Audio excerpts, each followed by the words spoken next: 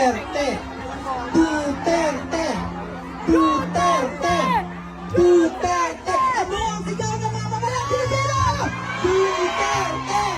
Duterte! Duterte! Duterte! Sabak! Sabak! Sabak! Sabak! Sabak! Sabak! Sabak! Itawag ka na dito. Itawag ka na dito.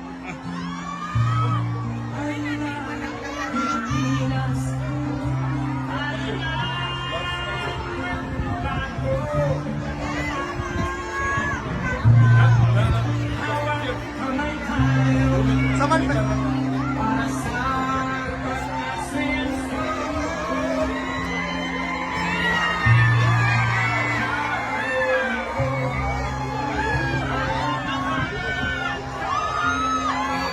Ano ang sigaw ng mamamayang Pilipino? Duterte! Duterte! Duterte! Duterte!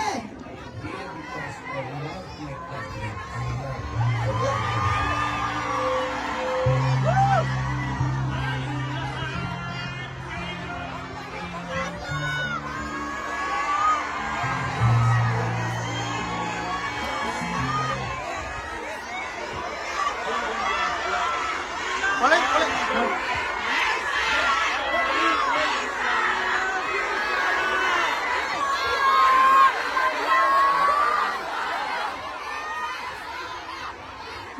Magandang hapon sa inyong lahat.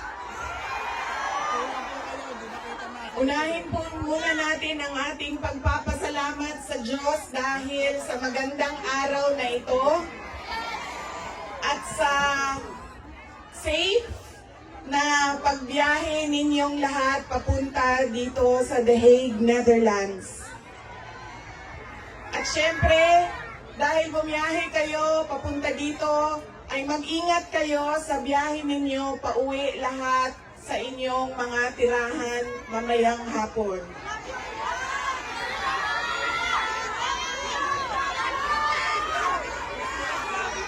Susunod po ang pagpapasalamat ko sa Dutch Police sa kanilang pagtulong sa atin na mabuo yung programa ngayong hapon na ito at sa pagpahintulot na tayo ay magkaroon ng rally para kay Pangulong Rodrigo Duterte. Maraming salamat po sa Dutch Police and of course sa local government ng The Hague at sa Foreign Ministry ng the Netherlands. Maraming salamat sa kanila. Ang susunod na pagpapasalamat po ay mula sa akin para sa ating mga organizers ngayong hapon na ito sa Executive Committee na nag-meeting araw-araw, iba't ibang time zone para pag-usapan kung paano natin maisagawa ang ating pagsuporta, pagpapakita ng suporta kay Pangulong Rodrigo Duterte na patiwasay at maayos ang ating pagsama-sama ngayong hapon na ito.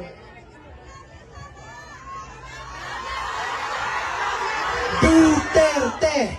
Duterte! Duterte! Duterte! Duterte! Kanina, nung naglalakad ako papunta dito sa park, meron akong mga nakasalubong na mga galing Germany. At tinanong ko sila kung gaano katagal ang biyahe mo, ma'am, papunta dito. Sabi niya, 9 hours daw. At 9 hours din daw siyang babiyahe pauwi. So ganyan ang pinapakita ninyo na pagsuporta kay Pangulong Duterte at pagmamahal sa ating bayan. Maraming salamat sa inyong lahat. Alam ko, lahat kayo may hanap buhay, may kailangan asikasuhin, may mga personal na pinagdadaanan, merong kailangan na paglalaban na gawin sa mga damit ninyo, paglilinis ng bahay, pagbayad ng utang,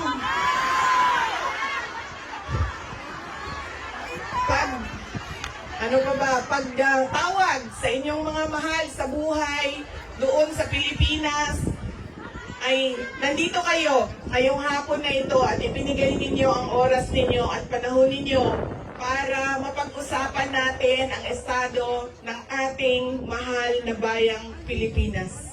Maraming salamat po sa inyo. Ang pangit kasi. Naikwento ko na ito noon, pero mas mahalaga yung kwento ngayon dahil napag-usapan namin siya ni Pangulong Duterte doon sa loob ng detention center ng ICC.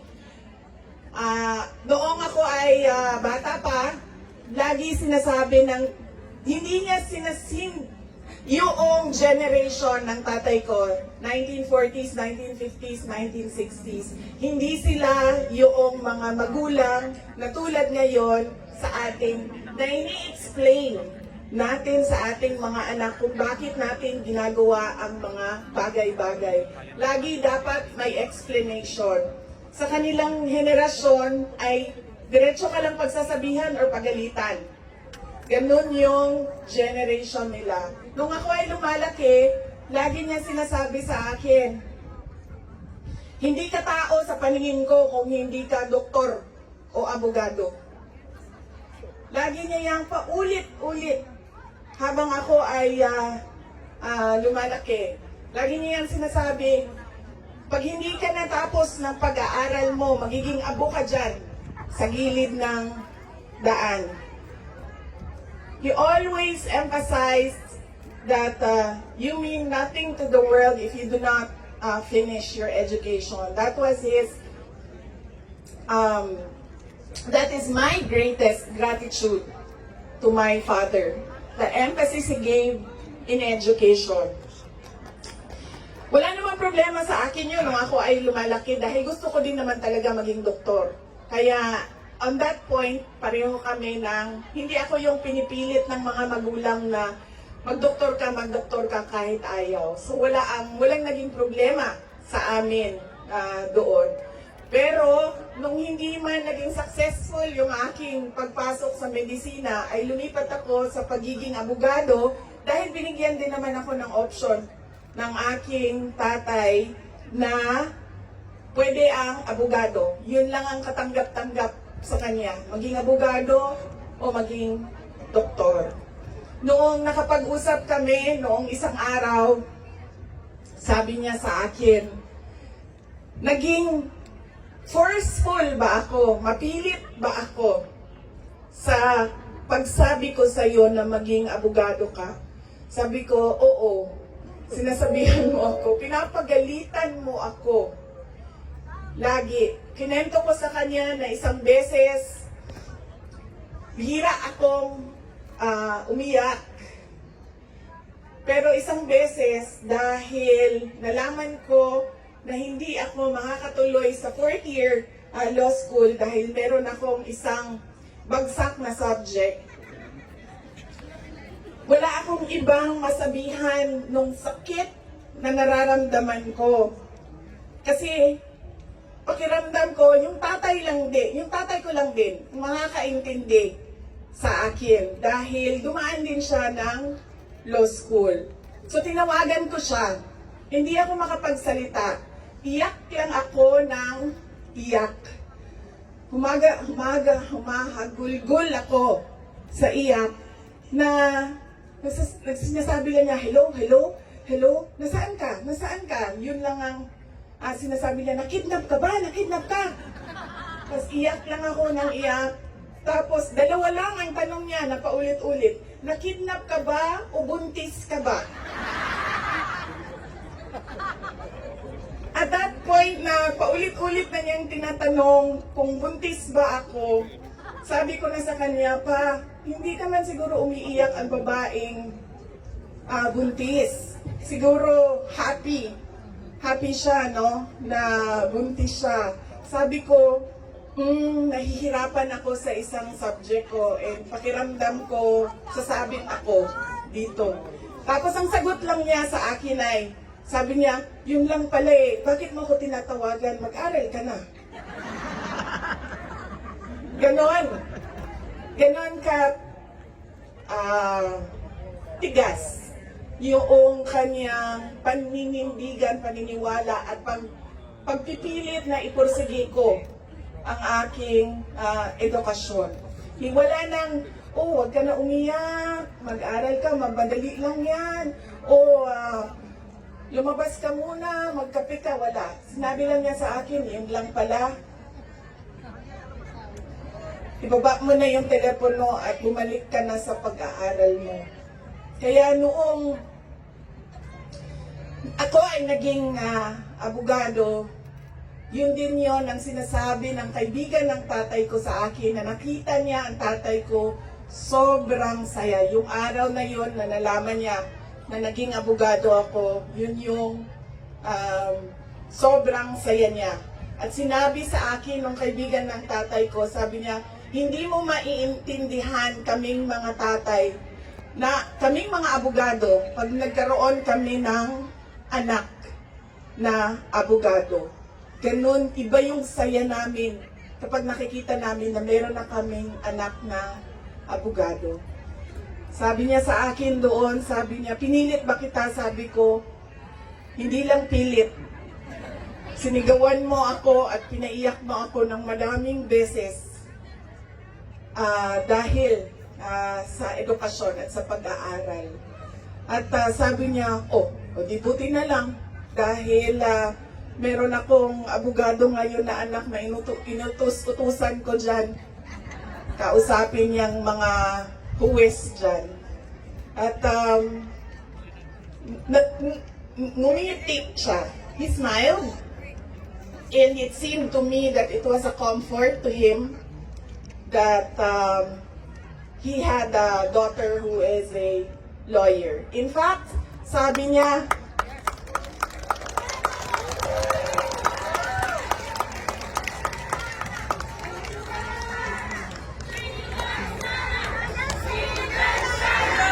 Inday Sara Duterte! Inday Sara Duterte! Inday Sara Duterte! sabi niya, lagi, pag pumapasok ako doon at nagkakaroon kami ng oras na makapag-usap, sinasabi niya, kailan ka ba uwi ng Pilipinas? Anong date ka uuwi ng Pilipinas? Anong ginagawa mo dito? Bakit hindi ka pa umuwi sa Pilipinas? Sinasabi ko sa kanya, inaayos ko lang yung sistema dito at pagkatapos inaantay ko yung mga kapatid ko na pumunta dito. At sinabi niya, ito din, may patama din or diretso din, bullseye din sa edukasyon. Sabi niya, sabihan mo si Paulo na okay lang ako. At huwag siyang pumunta dito hanggang hindi matapos ang eleksyon at maging congressman siya ng 1st District ng Davao City. Yes! At sabi niya, sabihin mo kay Baste, hindi siya pwedeng pumunta dito hanggang hindi matapos at ma-elect siyang Vice Mayor ng Davao City. Ito ang pinakamatindi dahil pinagtatawanan namin siya sa group chat namin. Kaming magkakapatid 4, meron kaming group chat. Dahil ang sinabi niya kay Veronica, sabi niya, sabihin mo kay Kitty, hindi siya pwede bumisita dito hanggang hindi siya abogado.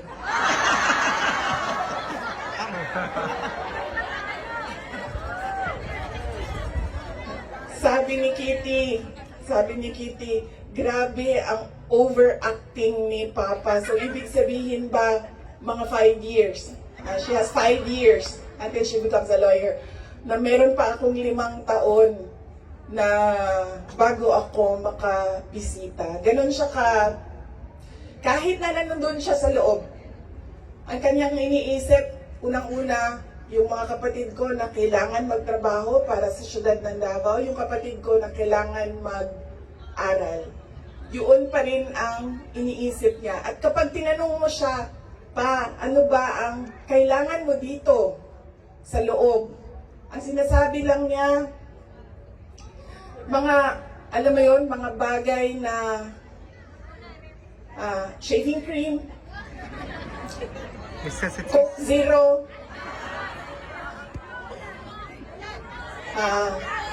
Munggo. Piniritong tumigil na siya sa kakahingi ng Pinoy na ulam dahil parang hindi talaga kaya nung nagluluto sa loob ang Pinoy na ulam. Pero nagpadala ako kahapon ng PDF file ng mga recipes na pwedeng sundin nung nagluluto. Yes! Duterte! Duterte! Duterte! Meron siyang, meron siyang hilig sa Coke Zero at yun lang yung hingi niya. May shopping list doon sa loob. At sabi niya doon sa gwardiya na isulat mo dyan, 2 case ng Coke. Anak ko ng gwardiya, sabi niya, pwede ka naman bumili dyan sa vendo tapos iiwan mo para sa kanya. So sabi ko, Papa, anong gusto mo dito? Sabi niya, Coke Zero lang. So bumili akong 4 na Coke Zero, iniwan ko sa kanya. Sabi ko pa, that's 1 for each day pa ha. So today, tomorrow Saturday, tomorrow Sunday, Monday, Tuesday, Wednesday. Dahil darating na yung grocery list mo by Wednesday. At sagot niya sa akin, bakit isa lang? Sabi naman nung gwardiya, sabi niya, he has to have at least 2 because he already drank upstairs 1 Coke Zero. And then sabi ko, sige pa, sabi ko, babalik naman ako sa Lunes. Sabi ko, 2, bukas Sunday, and 2 sa Monday, tapos i-replenish ko na lang yung Coke Zero mo. Sabi ko sa kanya, alam mo pa, sinasabi sa iyo ng doktor, maglakad ka daw. Huwag kang nakaupo lang sa kwarto mo. Tapos sabi ko, pwede ka naman, allowed kayo na lumabas dyan. Sabihan niyo lang ang gwardiya. Sabi niya, ayoko maglakad sa labas kasi baka didiretso ako sa gate at umalis sa lugar na ito.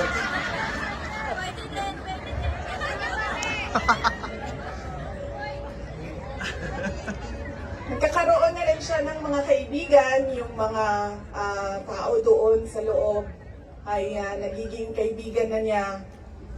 At hindi ko lang alam, baka paglabas niya marunong na mag-Dutch. Pero karamihan nung kasama niya sa loob ay French speaking. So,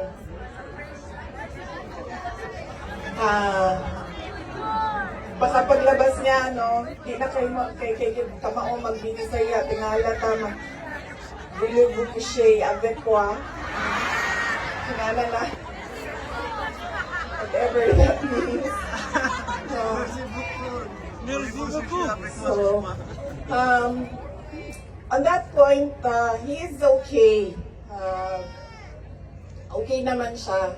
Pero as a lawyer, kasi alam niya yung batas eh. Alam niya kung anong nangyayari. Kaya medyo persuasive siya. And lagi niyang inuulit-ulit kung ano yung kailangan gawin para sa kanyang kaso. At lagi siyang nagtatanong ng timelines dahil alam naman natin sa korte ay medyo may kabagalan. Diba? Magsasagutan, ang prosecution, ang defense, maraming mga papel na kailangan ipasok at antayin ang oras. Kaya siya din ay insistent sa mga timelines niya. Pero ang sinasabi niya lagi, alam niya na mali ang ginawa, and at to the very minute na tinulak siya paakyat ng eroplano, ilang beses niya sinabi na I want to be tried in a Filipino court before a Filipino judge and a Filipino prosecutor. Because he knew that we number one, wala talagang basehan yung kaso. 43 counts of murder. Ang sinasabi nila na thousands. Totoo yan, ma'am. Kaya minsan naisip ko, naging kaso lang ba ito dahil sinusulat sa media na thousands ang namatay? I do not even understand paano naging crimes against humanity ang 43 counts of murder na ngayon ay lumalabas. Hindi naman ata totoo lahat yung mga witnesses at yung mga complainants. But that is a thing for the courts and the lawyers to discuss inside. Ano bang pwede nating gawin? Ang pwede nating gawin ay i-demand na ipauwi or iuwi nila si Pangulong Duterte. Bring him home! Bring him home! Bring him home! Bring him home! Bring him home! Bring him home!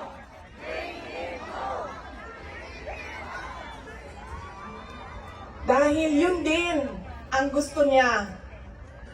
Araw-araw na nandun ako, sa mga araw na nandoon ako, isa yan sa paulit-ulit niyang sinasabi, kailan mo ako mapalabas dito dahil darating ang eleksyon, mag-mayor pa ako ng syudad ng Davao. Bring him home!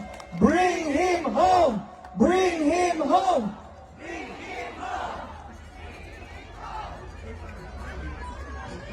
At yun ang gusto niya. Gusto niyang umuwi. Sinabi ko din sa kanya yon pa. Sabi ko, yung kagustuhan mo na umuwi, yan din yung katapusan ng buhay mo. Magiging Ninoy Aquino Jr. ka. At sinabi niya sa akin, sabi niya, kung ganyan ang kapalaran ko, then so be it. Basta lang mauwi ako sa Pilipinas. Kaya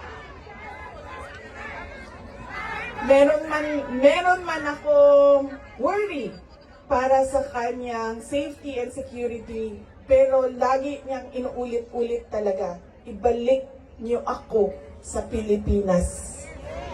Bring him home! Bring him home! Bring him home! Nagtatanong marami, ano bang pwede magawa? Huwag natin tigilan ang panawagan sa gobyerno natin sa Pilipinas at sa lahat ng gobyerno na nakikinig at dito sa ICC na ipaalam sa kanila na mali ang ginawa kay Pangulong Rodrigo Duterte. At paano ba itama yon? Ibalik nyo lang siya sa Pilipinas. Ituloy nyo lang yung kaso, walang problema. Ibalik nyo lang siya. Bring him home! Bring him home! Bring him home! Okay naman sa init? Ako dili. Kaya nga no, sunburn ang katungaan niya, ang katungaan dili.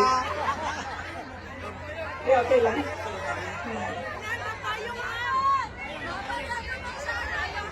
Fresh maghapon, ma'am. Hindi, okay lang. Dibangan lang tamo. Naka-ready ang sunblock diri doble. Fresh maghapon. Okay lang, sir. Kaya di nila makita na ako ang mata kung magkalok ka. Oo. Okay? Unsa pa ba? Ano pa ang pwede nating gawin?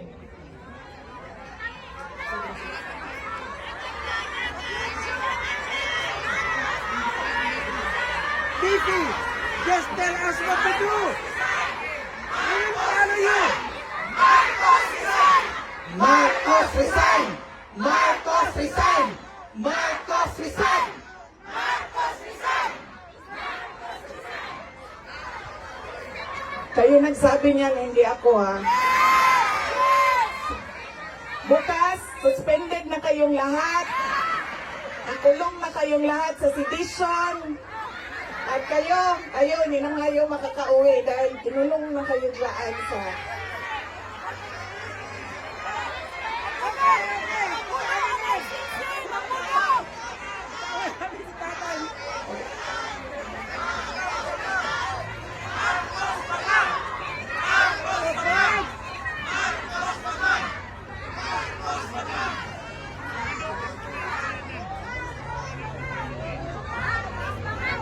And that relates to transparency and accountability.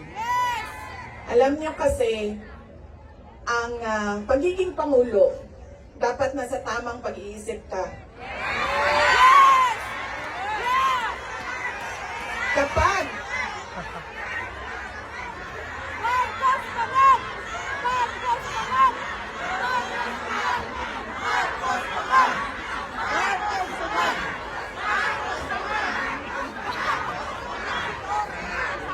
dahil nasa mga polisiya mo at desisyon mo ang kinabukasan ng kabataan at ng bansa.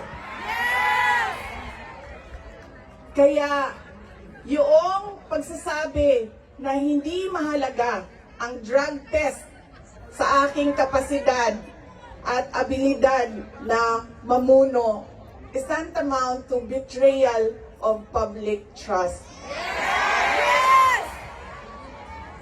Dahil kailangan malaman ng taong bayan na nasa ayos ang iyong decision making.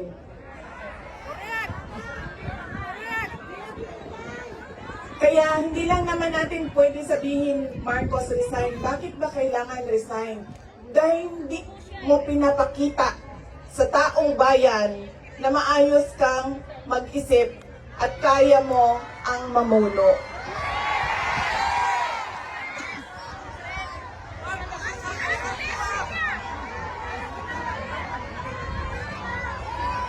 Madaming mga tanong na nasa loob na ng korte. Ang PhilHealth, ang pagkuha ng pondo ng PhilHealth para bang naging pyramiding ang ginawa nila sa budget ba? Kumuha sila ng kulang ang pera dito, kumuha sila sa ibang source para isalpak dito, and hahanapin na naman sa ibang source yung isang nagiging juggling at parang pyramiding na ang nangyari sa budget. At kung nakikita ninyo at naiintindihan ninyo ang budget, karamihan doon pamigay lang ng mga politiko na tinatawag nating ayuda.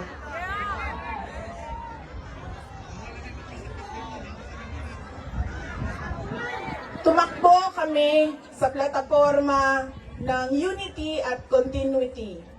Continuity, kasali na doon ang big ticket projects o mga build projects ni Pangulong Duterte.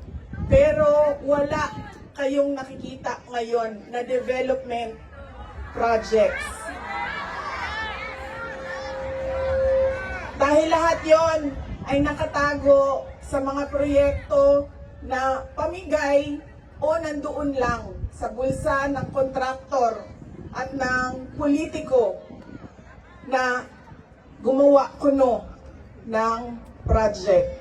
Makikita ninyo na hindi handa ang Kongreso sa paggawa ng budget dahil may mga blanco doon sa enrolled bill na pinasa nila. Ibig sabihin, walang nag-iisip at hindi pinag-isipan paano ba natin gamitin ang pera ng gobyerno na makita natin na merong kapayapaan at kalambuan, kauswagan sa ating bayan. Noong ako ay tinanong noon bakit ako nag-resign sa Department of Education. Sabi ko, unang-una, personal yon. Meron kaming personal na hindi ko gusto na ginawa niya sa akin. Pangalawa, dahil sa loob ng Department of Education. Sinabi ko na itong noon, personal ko to na experience. Yung budget ng school building program ng Department of Education, pinaghati-hatian lang sa loob ng House of Representatives. Noong unang taon, nagawan ko ng paraan. Sabi ko, hindi pwede, sige, kung yan ang gusto ninyo, yan ang makapagpapasa ng budget. Para magkaroon ng budget ang Department of Education, dadaan pa rin kayo sa validation ng regional offices ng Department of Education. Pag sunod na taon, naisipan na nila kung ano ang gagawin nila at hindi nila ma-deny ito dahil nakikita ninyo sa papel. Kaya wala din kumukontra sa akin dahil nakikita sa papel. Ang ginawa nila, gumawa sila ng sarili nilang listahan.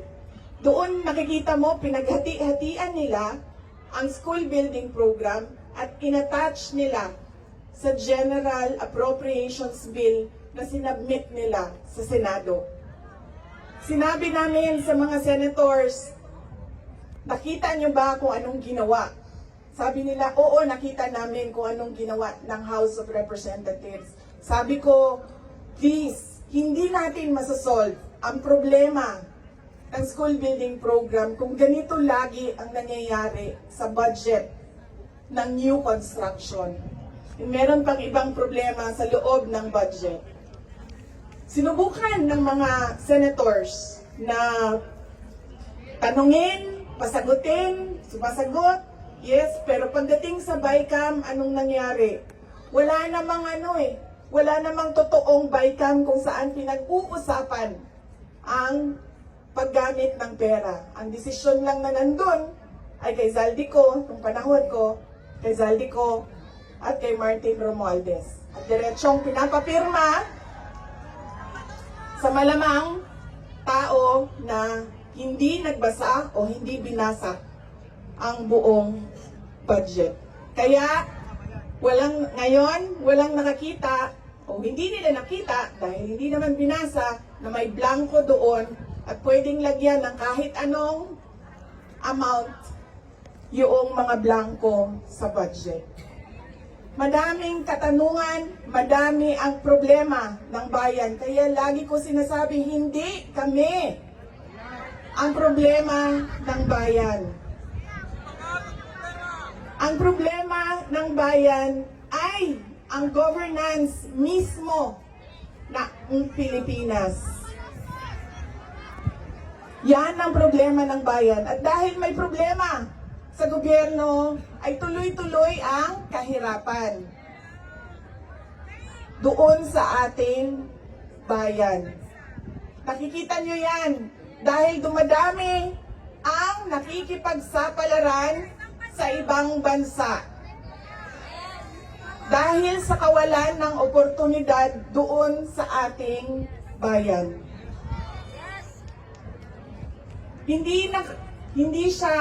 We should not be proud that we are exporting our countrymen, our workforce abroad dahil, wow, ang daming dollars na pumapasok sa Pilipinas dahil sa padala. Hindi yan siya nakakatuwa. Dahil ang isang bansa, dapat meron siyang oportunidad na binibigay sa kanyang mamamayan. Hindi lang yan. Decent housing, peace and order, quality healthcare.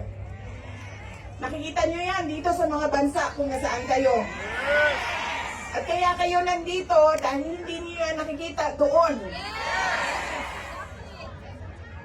And apparently, tayo lang yung nakakakita, yung nakaupo doon, hindi nila nakikita. Correct.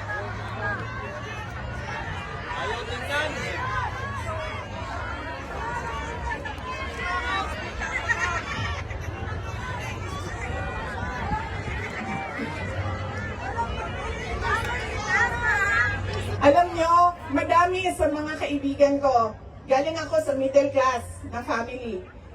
sa Davao City. So madami sa mga kaibigan ko doon, meron naman silang mga negosyo, meron naman silang pinagkakakitaan, may mga trabaho. Pero ilan na rin ang nagsabi sa akin, mga professionals ito, ilan na rin ang nagsabi sa akin, wala na rin talaga kaming nakikita, parang gusto na namin lumipat na lang sa ibang bansa para sa mga anak namin.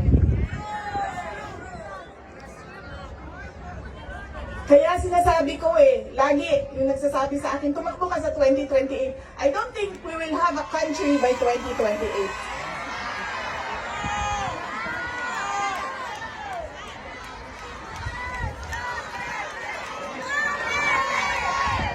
Duterte! Duterte! Duterte!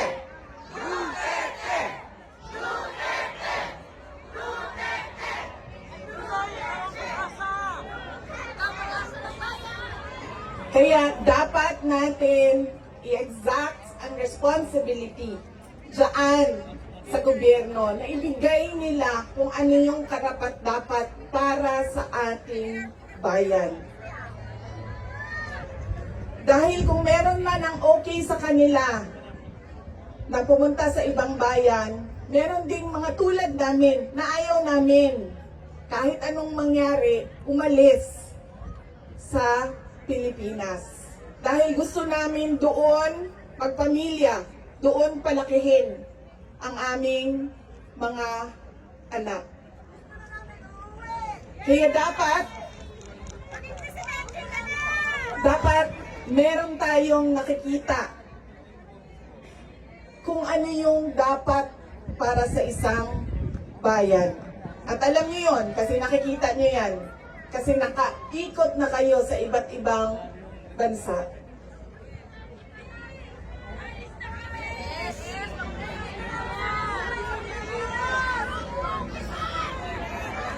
Ano ang gagawin? Patuloy na ipanawagan sa lahat ng nakikinig na iuwi ninyo si Pangulong Duterte sa Pilipinas. Bring him home! Bring him home! Bring him home! Bring him home! Bring him home! At pangalawa, patuloy natin na hingiin sa gobyerno, sa administrasyon na ibigay ninyo ang serbisyo at kaunlaran na karapat-dapat para sa mga Pilipino at para sa Pilipinas.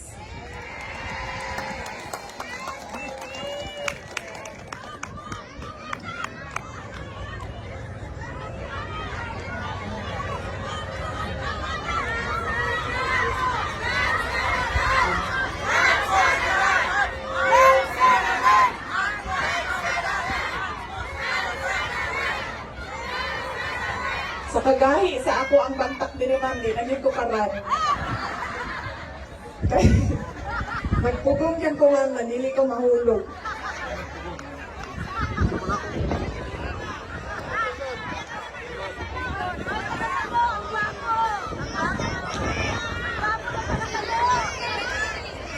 Yung akin pong mga pagpapasalamat. Una po, kanina meron na akong mga pagpapasalamat opening sa Diyos, sa ating host government, sa police, sa local police. Yung aking mga pagpapasalamat sa inyo, sa oras ninyo.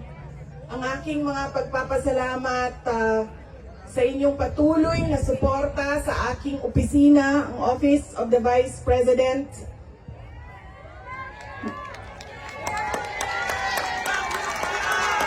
Inday Sara Duterte!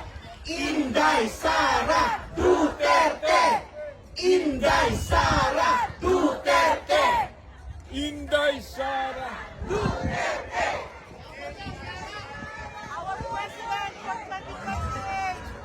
Malakas ang loob ko dahil nandyan kayong lahat.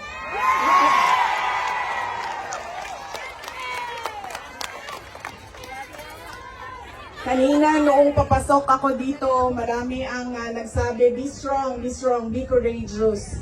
I am only as strong as you are. Kung nakikita ko, sobrang lakas ninyo at sobrang lakas ng pagmamahal ninyo sa bayan. Ganyan din ang nararamdaman ko.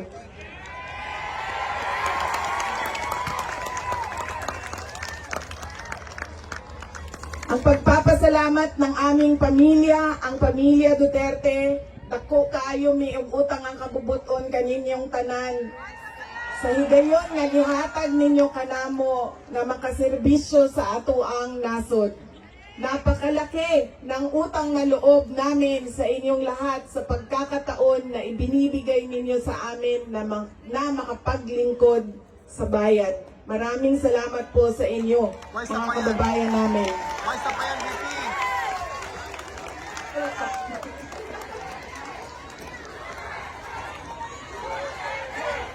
Duterte! Duterte! Duterte! Duterte! Huwag ninyong kalimutan, ayaw ninyong kalimti ang kausa. Huwag ninyong kalimutan ang laban. What is our cause? Our cause is for our country. Yes. Ang laban na ito ay para sa bayan. Yes. Mga kababayan, ang lahat ng ginagawa natin ay para sa Diyos, sa bayan, at sa bawat pamilyang Pilipino. Syukran. Duterte! Duterte! Duterte!